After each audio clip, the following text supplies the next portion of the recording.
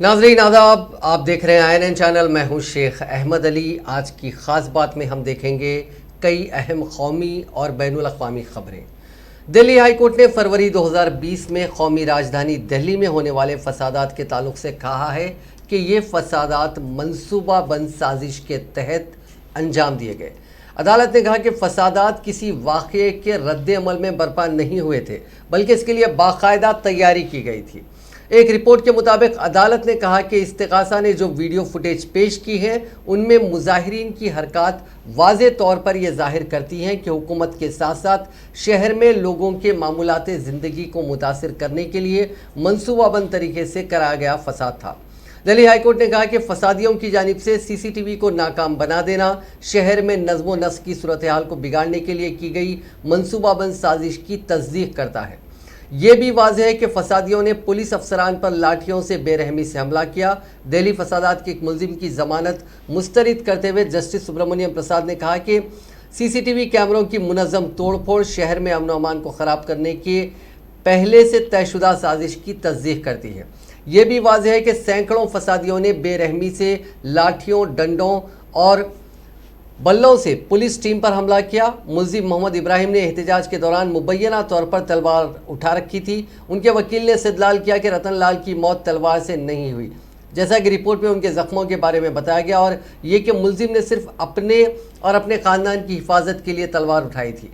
अदालत ने कहा कि हतमी शवाहिद जिसकी वजह से अदालत मुल्जिम की कैद में तोसी कर रही है वो इसलिए कि इसके इस्तेमाल करदा हथियार से शदीद चोट या मौत वाक़ई हो सकती है और ये बादिउ नज़र एक ख़तरनाक हथियार है। अब खबर पंजाब से। पंजाब के वज़ीर आला चरणजीत सिंह चन्नी के काबीना में वज़रा के ऐलान के थोड़ी देर के बाद पंजाब रियासती कांग्रेस के सदर नवजोत सिंह सिद्धू ने अपने ओहदे से इस्तीफ़ा दे दिया।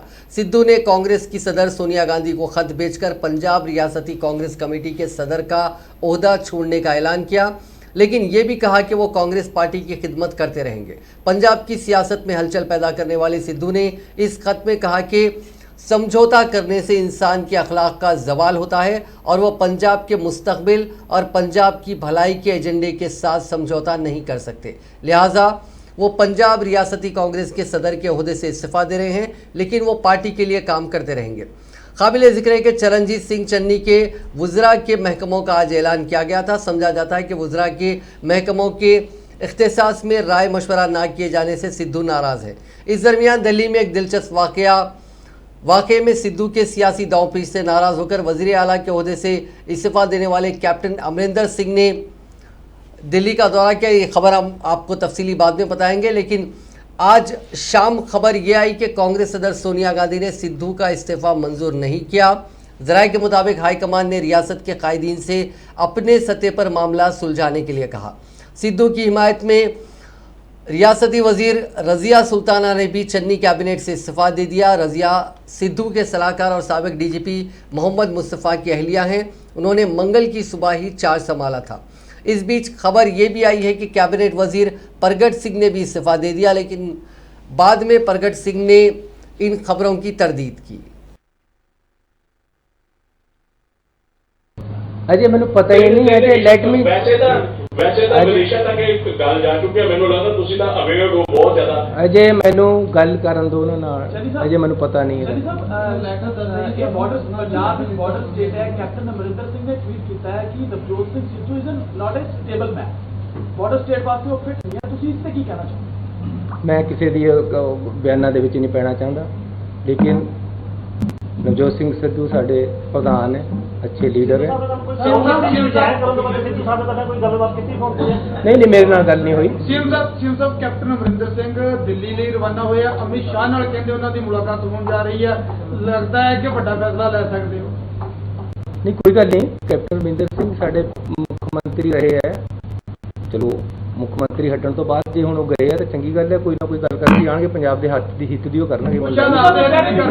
सिद्धू साहब का ये कहना है कि मेरी जिस तरह से कैबिनेट विस्तार हुआ या उसके बाद जो भी सेटअप चल रहा है उसमें मेरी कहीं ना कहीं नहीं चल रही, जिसके कारण नाराज होकर यार सेटल हो जाएगा। जो कोई उन्होंने मेरे तो नाराजगी या किसी तो भी होगी, मेरे तो खैर है नहीं। मैं कहना जी कोई गल ही नहीं है। जो मुझे पता तो लगन दो। मैं नहीं मतलब एक मेरी गल सुनो, मैं ਜਦੋਂ ਆਜ਼ਾਦ ਇੱਕ ਵਾਰ ਇਲੈਕਸ਼ਨ ਲੜ ਰਿਹਾ ਸੀ ਆਜ਼ਾਦ, ਮੈਨੂੰ ਇੱਕ ਬੰਦੇ ਦਾ ਟੈਲੀਫੋਨ ਆਇਆ, ਕਹਿੰਦਾ ਵੀ ਤੇਰਾ ਫਲਾਣਾ ਬੰਦਾ ਟੁੱਟ ਗਿਆ ਤੇਰੇ ਨਾਲ, ਤੇ ਉਹ ਦੂਸਰੇ ਪਾਸੇ ਵਿਰੋਧ ਕਰਦਾ ਫਿਰਦਾ ਹੈ, ਕਹਿੰਦਾ ਉਹਨੂੰ ਟੈਲੀਫੋਨ ਕਰ। ਮੈਂ ਕਿਹਾ ਕਿਉਂ ਕਰਾਂ? ਕਹਿੰਦਾ ਕਰ ਯਾਰ, ਉਹ ਤੇਰੇ ਤੋਂ ਟੁੱਟ ਗਿਆ ਹੈ। ਮੈਂ ਕਿਹਾ नहीं करता। कहना इन्ना अजय मैंने पता ही नहीं है कि लेट मी। नवजोत सिंह सिद्धू के पंजाब कांग्रेस के रियासती सदर के ओहदे से इस्तीफा दिए जाने के बाद पंजाब के साबिक वज़ीर आला कैप्टन अमरिंदर सिंह दिल्ली पहुंचे। दिल्ली एयरपोर्ट पर जब मीडिया ने उनसे पूछा कि आगे आपका क्या प्लान है, इस पर अमरिंदर ने कहा कि मैं किसी ख्वाहिश से नहीं मिल रहा हूं, घर खाली करने आया हूं। 18 सितंबर को वज़ीर आला के ओहदे से इस्तीफा देने के बाद कैप्टन पहली बार दिल्ली पहुंचे। इसी दौरान सिद्धू के भी इस्तीफा की खबर आ गई। इस पर कैप्टन ने ट्वीट करके कहा कि मैंने आपसे पहले ही कहा था कि वो स्टेबल नहीं है और बॉर्डर पर लगे पंजाब के लिए वो सही शख्स नहीं है। कैप्टन अमरिंदर सिंह ने दिल्ली पहुंचने पर भी इस बयान को दोहराया। साथ ही उन्होंने सियासी मुलाकातों की अटकलों को खारिज करते हुए कहा कि मैं किसी भी ख्वाहिश से मुलाकात नहीं करूंगा। उन्होंने कहा कि मैं यहाँ से अपना घर जो कि कपूरथला हाउस है वो वहाँ जाएंगे, सामान इकट्ठा करेंगे और पंजाब वापस चले जाएंगे। उन्होंने सीएम के ओहदे से इस्तीफे को लेकर किए गए सवाल पर कहा कि आप कांग्रेस से पूछिए। पंजाब में सिद्धू के अचानक इस्तीफा देने के बाद पार्टी में हड़कंप मचा हुआ है। दिल्ली में कांग्रेस हेडक्वार्टर्स पर ज़बरदस्त हलचल जारी रही। बिहार से कन्हैया कुमार और गुजरात से जिग्नेश मेवानी आज कांग्रेस में शामिल हुए। दोनों को कांग्रेस में शामिल कराने के लिए राहुल गांधी कांग्रेस हेडक्वार्टर तो पहुंचे, लेकिन दोनों को कांग्रेस में शामिल कराने के लिए जब प्रेस कॉन्फ्रेंस शुरू हुई तो राहुल गांधी इसमें नहीं पहुंचे। इससे थोड़ी देर पहले जब राहुल गांधी से सिद्धू के ओहदा छोड़ने के बारे में सवाल किया गया तो वो बिना कुछ बोले आगे बढ़ गए। सिद्धू के अचानक इस्तीफा का असर इस बात से ही जांचा जा सकता है कि पार्टी हेडक्वार्टर्स में होने वाली प्रेस कॉन्फ्रेंस का वक्त 3 बार बदला गया। पहले दोपहर 3:30 बजे प्रेस कॉन्फ्रेंस करने की बात कही गई। सिद्धू के इस्तीफे के बाद इसका वक्त बदलकर शाम 4:30 बजे कर दिया गया। इसके बाद पार्टी ने कॉन्फ्रेंस के वक्त में एक बार फिर बदलाव किया। आखिरकार शाम 5:20 पर प्रेस कॉन्फ्रेंस शुरू हुई। इसमें भी राहुल गांधी मौजूद नहीं थे।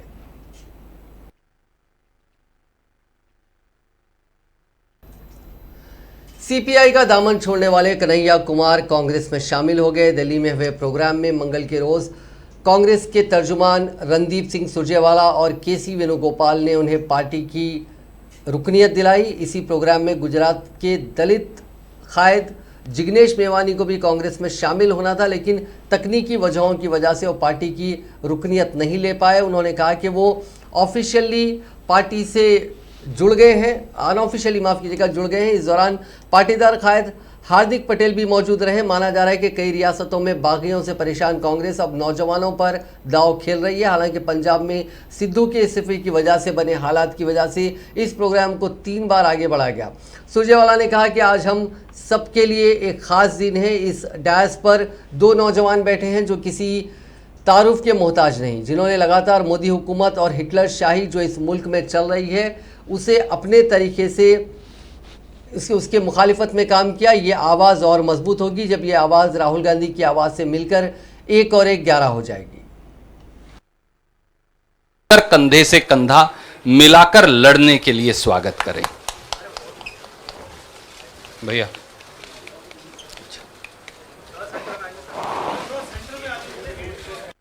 के मोहताज नहीं, और जो अपने आप में जिन्होंने लगातार मोदी सरकार और हिटलर शाही की जो नीति है जो 7 साल से इस देश में चल रही है, अपने अपने तरीके से युवाओं के लिए, गरीबों के लिए, वंचितों के लिए, शोषितों के लिए, पिछड़ों के लिए, दलितों के लिए उन्होंने एक व्यापक संघर्ष किया। हमारे इन साथियों को यह लगा कि यह आवाज तब और बुलंद हो पाएगी जब ये education time the country witnessed, there was that type of young personality is joining Congress, is will enthusiast entire cadre of the Congress party all over India. उससे पहले आज ये एक ऐतिहासिक दिन है। आज शहीद आजम भगत सिंह की जयंती है।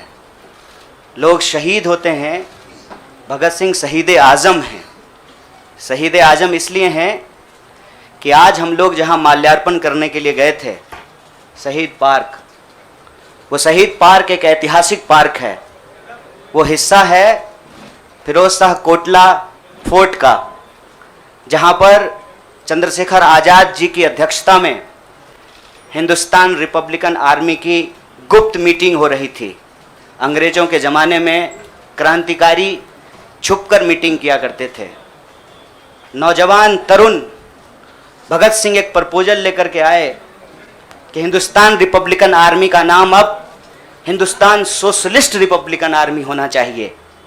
यह ऐतिहासिक क्षण, वो ऐतिहासिक भूमि और हमारे युवाओं के आइकन शहीद आजम भगत सिंह को हम अपना नमन प्रस्तुत करते हैं। आज एक दुखद घटना भी हमारे जिले में हुई है। वज्रपात के चलते 2 बच्चियों का निधन हो गया है। मैं इस मंच से उनके प्रति शोक व्यक्त करता हूं और उनके परिवार के प्रति अपनी संवेदना व्यक्त करता हूं। दोस्तों, मुझे लगता है कि बहुत कुछ कहने की ज़रूरत नहीं है। आजकल सूचना क्रांति के इस दौर में हमसे ज़्यादा मालूम हमारे पत्रकार साथियों को होता है। तो बेहतर ये होगा कि आप सवाल पूछें, मैं आपका जवाब दूं। लेकिन आप सवाल कहाँ से पूछेंगे और आपके मन में कौन से सवाल चल रहे हैं, इसका थोड़ा सा अंदेशा है, मुझे थोड़ा अंदाज़ा भी है। उससे पहले कन्हैया कुमार आज कांग्रेस में शामिल हुए, लेकिन इससे पहले कांग्रेस में एक तनाज़ा छिड़ गया है। पार्टी के सीनियर कायद मनीष तिवारी ने सोशल मीडिया पर कहा कि कुछ कम्युनिस्ट कायदीन के कांग्रेस ज्वाइन करने की खबरें हैं। ऐसे में शायद 1973 में लिखी गई किताब कम्युनिस्ट इन कांग्रेस को फिर से पढ़ा जाना चाहिए। चीज़ें जितनी बदलती हैं उतनी ही कॉमन रहती है। मैंने आज इसे फिर पढ़ा है। बता दें कि कन्हैया कुमार के साथ गुजरात के दलित कायद जिग्नेश मेवानी भी आज कांग्रेस में शामिल हो चुके हैं।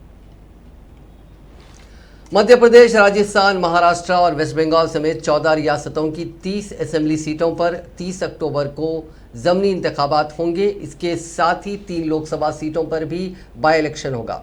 इलेक्शन कमीशन ऑफ इंडिया ने इसकी लिस्ट जारी कर दी है, शेड्यूल अनाउंस कर दिया है। इसके मुताबिक ये 3 पार्लियामेंट्री सीटें मध्य प्रदेश, हिमाचल प्रदेश और दादरा और नागर हवेली में हैं। आज लगातार तीसरे दिन डीजल के दाम बढ़े हैं। वहीं पेट्रोल की कीमत में आज 22 दिन बाद बदलाव हुआ। राजधानी दिल्ली में मंगल के रोज़ डीजल 25 पैसे और पेट्रोल 20 पैसे महंगा हुआ। इसके बाद यहां पेट्रोल 101 रुपये 39 पैसे और डीजल 89 रुपये 57 पैसे फी लीटर पर पहुंच गया।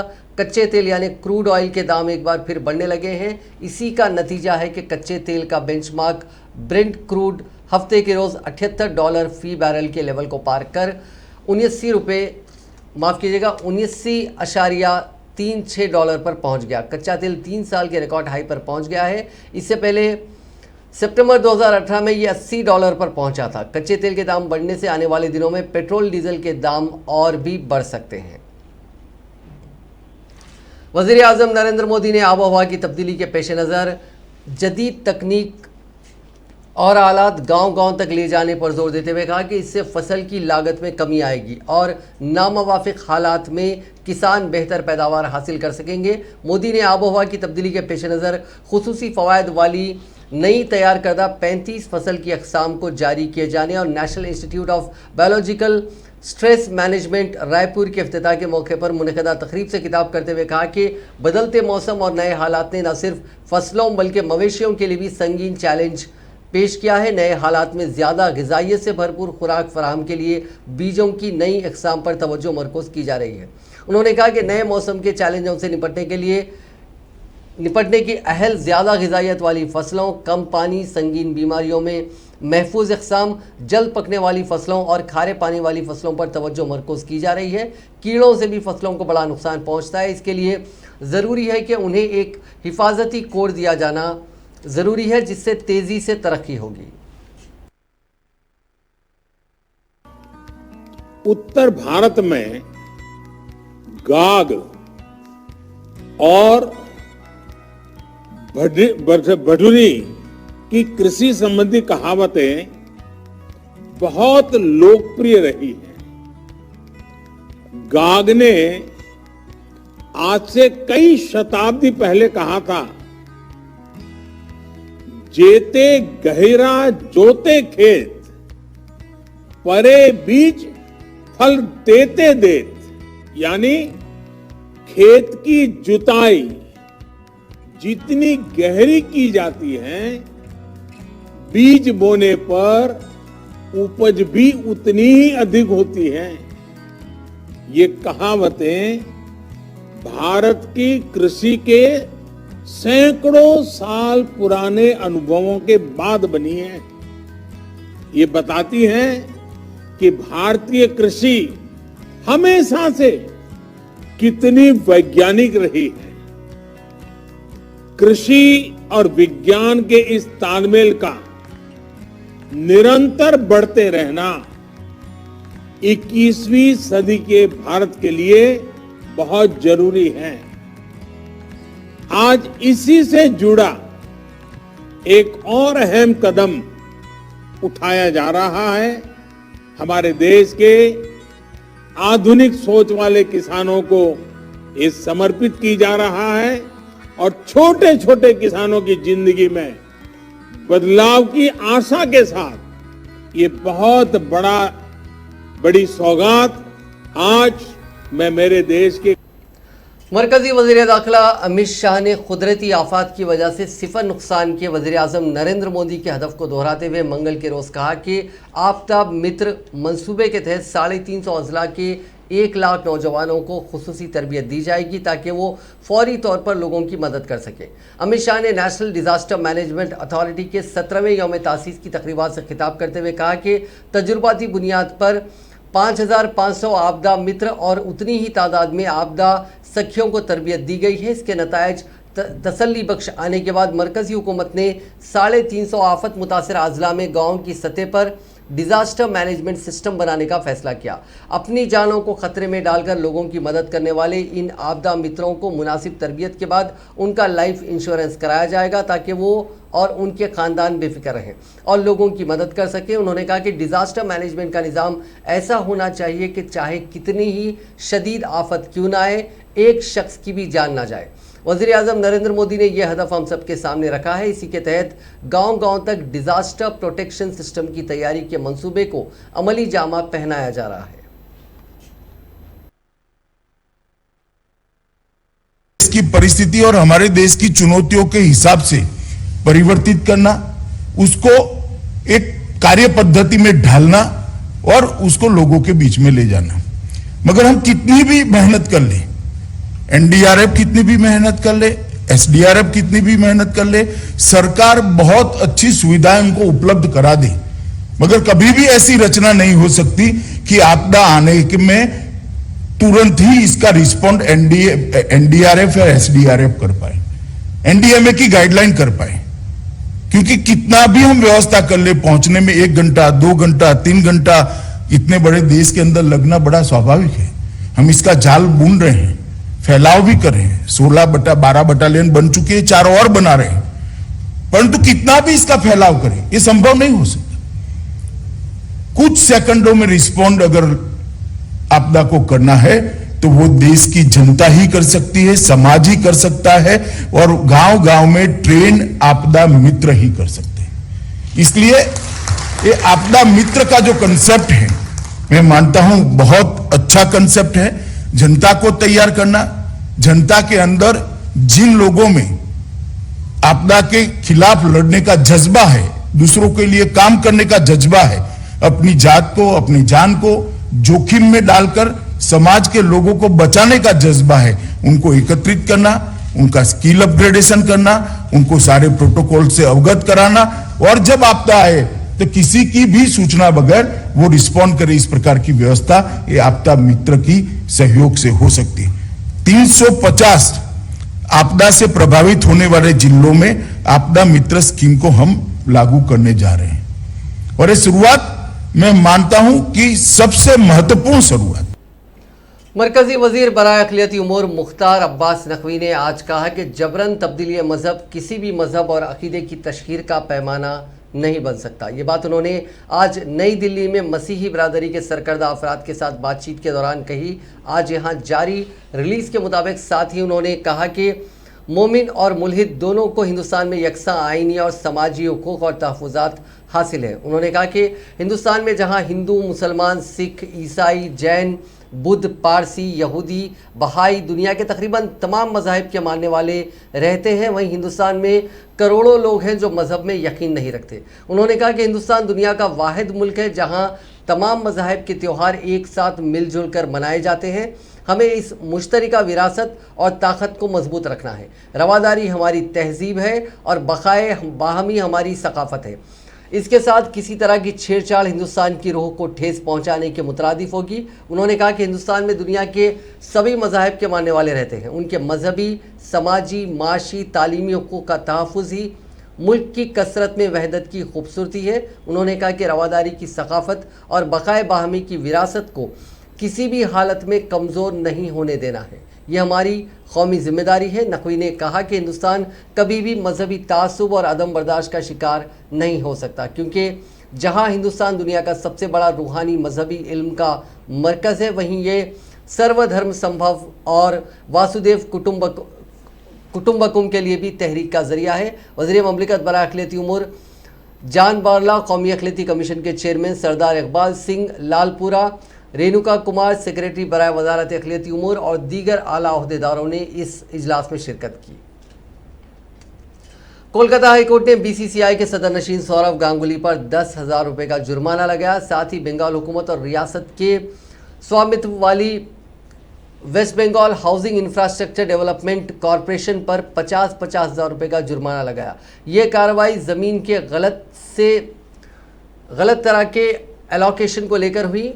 न्यू टाउन इलाके में स्कूल बनाने के लिए ज़मीन बीसीसीआई के साबिक कप्तान गांगुली को दी गई थी। Acting chief justice Rajesh Bindal और जस्टिस अरिजीत बैनर्जी की बेंच ने कहा कि जुर्माने की रकम 4 हफ्ते के अंदर West Bengal state legal services authority के पास जमा करा दी जानी चाहिए।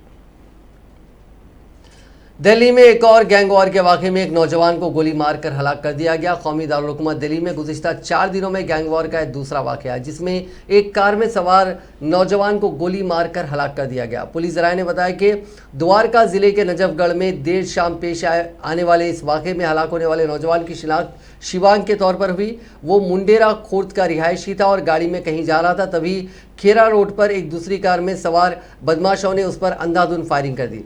कई गोलियां लगने के बाद शिवांग मौके पर ही दम तोड़ गया। वाक़े की इत्तला मिलते ही पुलिस फौरी तौर पर मौके पर पहुंच गई। उसे अस्पताल ले जाया गया, जहां डॉक्टरों ने जांच के बाद उसे मुर्दा करार दिया।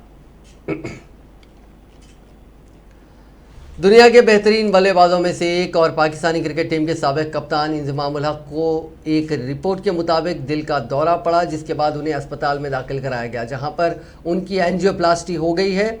खबर के मुताबिक उनकी हालत मुस्तहकम है और वो डॉक्टरों की निगरानी में है। उनके अहले खाना की जानिब से कोई बयान नहीं आया। खबरों के मुताबिक गुज़िश्ता 3 रोज़ से इंजमाम के सीने में दर्द की शिकायत थी, लेकिन जाँच उनकी बिल्कुल ठीक आ रही थी, इसलिए कोई तशवीश की बात नहीं थी। लेकिन पीर को जब दोबारा उन्हें अस्पताल ले जाया गया तो उन्हें पता चला कि उनको दिल का दौरा पड़ा है। उसके बाद लाहौर के एक अस्पताल में उनकी ज़रूरी सर्जरी की गई।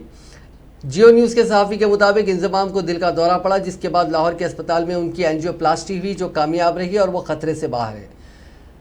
इंजमाम एक रोज़ा मैचों में पाकिस्तान की जानिब से सबसे ज़्यादा रन बनाने वाले बल्लेबाज हैं। उन्होंने 375 मैचों में 11,701 रन बनाए हैं। अब नज़र डालते हैं कोरोना के आंकड़ों पर। पिछले 24 घंटों में कोरोना के 4,98,857 नए मामला दर्ज हुए हैं। इसी दौरान 8,136 अफराद की मौत हुई है।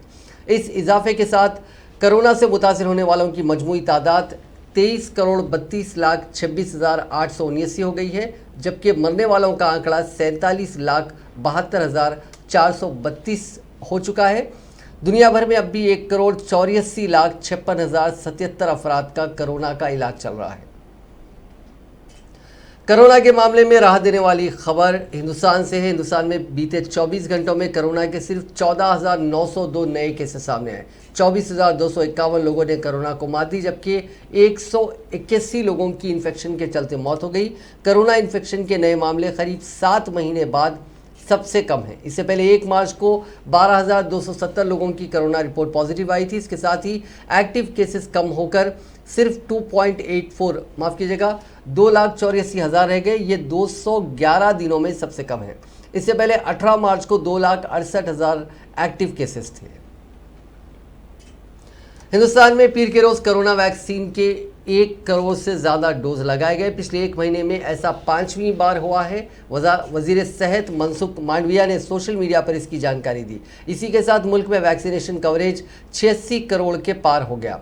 मुल्क में पहली बार ठीक 1 महीने पहले 27 अगस्त को एक दिन के वैक्सीनेशन का आंकड़ा 1 करोड़ के पार गया था। वजारत सेहत ने कहा कि पीर की देर रात तक आखिरी रिपोर्ट आने से वैक्सीनेशन का आंकड़ा और बढ़ सकता है। मुल्क भर में 16 जनवरी से हेल्थ केयर वर्कर्स के लिए वैक्सीनेशन प्रोग्राम शुरू किया गया था। इसके बाद 2 फरवरी से फ्रंटलाइन वर्कर्स का वैक्सीनेशन शुरू हुआ। इसका अगला मरहला 1 मार्च से शुरू हुआ। तब 60 साल से ज़्यादा उम्र के लोगों और संगीन बीमारियों से मुतासिर 45 साल से ज़ायद के लोगों को टीके लगाए गए। 1 अप्रैल से 45 साल से ज़्यादा उम्र के सभी लोगों के लिए वैक्सीनेशन शुरू हुआ। 1 मई से 18 साल के ऊपर के सभी लोगों को वैक्सीनेशन की इजाज़त मिलने के बाद से इसने रफ्तार पकड़ी।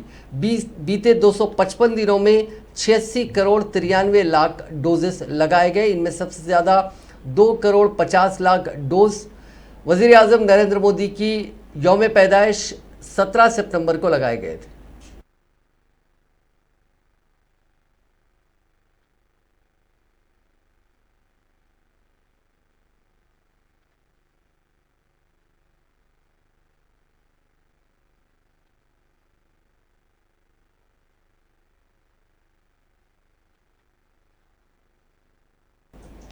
अफगानिस्तान में तालिबान की ब्रूटैलिटी का रोज़ एक नया चेहरा सामने आ रहा है। इस बार मामला एक बच्चे की बेरहमी से कत्ल का है। तालिबान ने इस बच्चे को इस शक में मार डाला कि उसका वालिद अफगान रेसिस्टेंस फोर्सेस का हिस्सा था।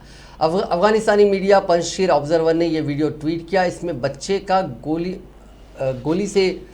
गोली लगकर इस बच्चे की मौत हुई है और इसकी लाश ज़मीन पर पड़ी दिख रही है। उसके आसपास छोटे बच्चे रो रहे हैं। बताया जा रहा है कि बच्चे के वालिद ने अफगानियों पर तालिबान की कार्रवाई के खिलाफ आवाज़ उठाई थी। 15 अगस्त को अफगानिस्तान पर कब्जा करने के बाद तालिबान ने वादा किया था कि वो कोई बदला लेने वाली कार्रवाई नहीं करेगा, लेकिन तालिबान अपने सारे वादों से मुकर गया। हाल ही में उसने ऐलान किया था कि लोगों को गलती का सबक सिखाने के लिए उन्हें सज़ा दी जाती रहेगी। सज़ा में हाथ काटने से लेकर जान लेना तक शामिल होगा। एक अमेरिकी मीडिया ने बताया कि तालिबान के लड़ाके उन लोगों को निशाना बना रहे हैं जिन्होंने तालिबान के खिलाफ हुकूमत और नॉर्दर्न फ्रंटियर फौज का साथ दिया था। पंजशीर के एक नौजवान ने बताया कि उसके खानदान पर 5 बार हमला किया गया। फ्रांस के सदर इमैनुअल मैक्रोन पर पीर के रोज एक मुजाहिरीन ने अंडा फेंक दिया। मैक्रोन उस वक्त लियोन के दौरे पर थे। वो फ्रांसीसी गैस्ट्रोनॉमी को बढ़ावा देने के लिए पहुंचे थे। इसी दौरान एक शख्स ने विवेला रेवोल्यूशन का नारा लगाते हुए मैक्रोन पर अंडा फेंक मारा। ये उनके बाएं कंधे पर लगा। विवेला रेवोल्यूशन का मतलब इनकलाब जिंदाबाद होता है। अगर हम इसका सही इसमें तर्जुमा करें उर्दू में तो ये नारा फ्रांसीसी रेवोल्यूशन 1789 से 1799 के दरमियान लगाया जाता था। इस वाक़े के बाद मैक्रोन ने कहा कि अगर उनके पास उन्हें बताने के लिए कुछ है तो उसे आने दें। आपको बता दें कि इससे पहले भी इसी तरह का एक हमला किया गया था जब एक खातून ने उन्हें एक थप्पड़ मार दिया था।